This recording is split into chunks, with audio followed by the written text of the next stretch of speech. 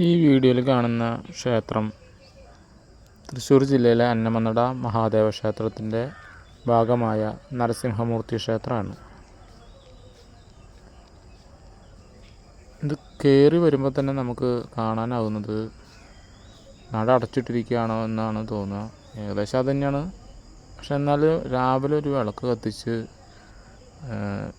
അദ്ദേഹം പോവും, പൂജാരി പോവും.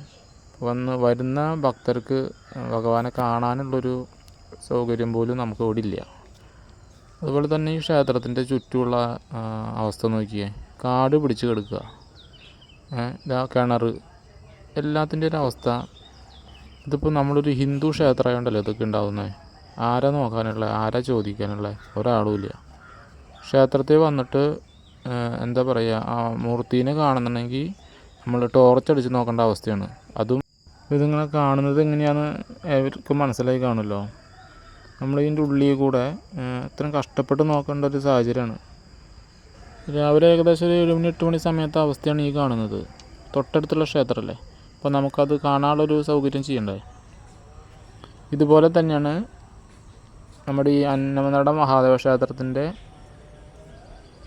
ഭാഗമായിട്ടുള്ള വിഷ്ണു ക്ഷേത്രം. അതായത് നമ്മുടെ ശിവക്ഷേത്രത്തോട് തൊട്ട് ചേർന്ന് തന്നെയുള്ള വിഷ്ണു ക്ഷേത്രമാണ് നമ്മളിപ്പോൾ ഈ കാണുന്നത്. അവിടെ നവകം കാര്യങ്ങൾ ഉണ്ട്. അതുപോലെ തന്നെ കണ്ടില്ലേ, ആ ക്ഷേത്രത്തിൻ്റെ ഉള്ളിൽ ശ്രീകോവിലാണ് ഇപ്പോൾ കാണുന്നത്. ഇതിൻ്റെ പ്രത്യേകത ഉണ്ട് ഈ ശ്രീകോവിലിന്. കണ്ടോ, നമ്മുടെ താഴികക്കുടത്തിൻ്റെ അവസ്ഥ എന്താണെന്ന് കണ്ടില്ലേ. ഇങ്ങനെയൊക്കെയാണ് ഇവിടുത്തെ രീതികൾ. ഇവിടുത്തെ എന്നല്ല, ഒട്ടുമിക്ക പല ക്ഷേത്രങ്ങളുടെ അവസ്ഥകൾ ഇങ്ങനെയൊക്കെ തന്നെയാണ്. കാട് മൂടിക്കിടക്കുക. അതുപോലെ തന്നെ ആരിപ്പോൾ വന്ന് തൊഴണമെന്നൊരു പ്രത്യേകിച്ചൊരു ആഗ്രഹമോ അല്ല അതിനുള്ള സാഹചര്യങ്ങൾ ഒരുക്കുക എന്നുള്ളതൊന്നല്ല ദേവസ്വങ്ങളുടെ ഉത്തരവാദിത്വം എന്നുള്ള രീതിയാണ്. കണ്ടില്ലേ, ക്ഷേത്രത്തിൻ്റെ ഫ്രണ്ട് ഭാഗത്തെ അവസ്ഥയാണ് ഈ കാണുന്നത്.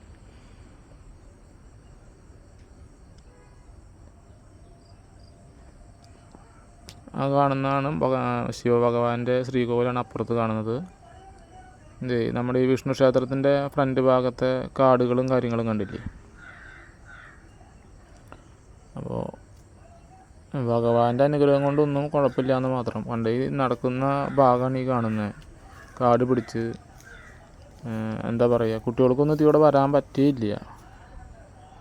ആര് ചോദിക്കാനും ഇല്ലല്ലോ എന്നൊരു രീതിയാണ് ഇപ്പോൾ. നോക്ക് അവസ്ഥ നോക്കി, കിണറിൻ്റെ അവസ്ഥ കണ്ടില്ലേ. ഇതൊക്കെയാണ് നമ്മുടെ ക്ഷേത്രങ്ങളിലെ നടപ്പ് രീതി. ക്ഷേത്രത്തിൽ ചെന്നിട്ട് ആ ശുദ്ധീനെ കുറിച്ചും ആ ചിട്ടവട്ടങ്ങളെ കുറിച്ചൊക്കെ പറച്ചിലും കാര്യങ്ങളൊക്കെ കേൾക്കുമ്പോൾ അതിൻ്റെ ഒരു മറ്റൊരു ഭാഗം ഈ കാണുന്നത്. പണം സമ്പാദിക്കാനുള്ളൊരു സ്ഥാപനം എന്ന രീതിയിലേക്ക് ആയി തുടങ്ങിയിട്ടുണ്ട് നമ്മുടെ ക്ഷേത്രങ്ങളുടെ പ്രവർത്തന രീതി. ക്ഷേത്രങ്ങളുടെ അല്ല, അതിൻ്റെ പരിപാലന രീതികളൊക്കെ.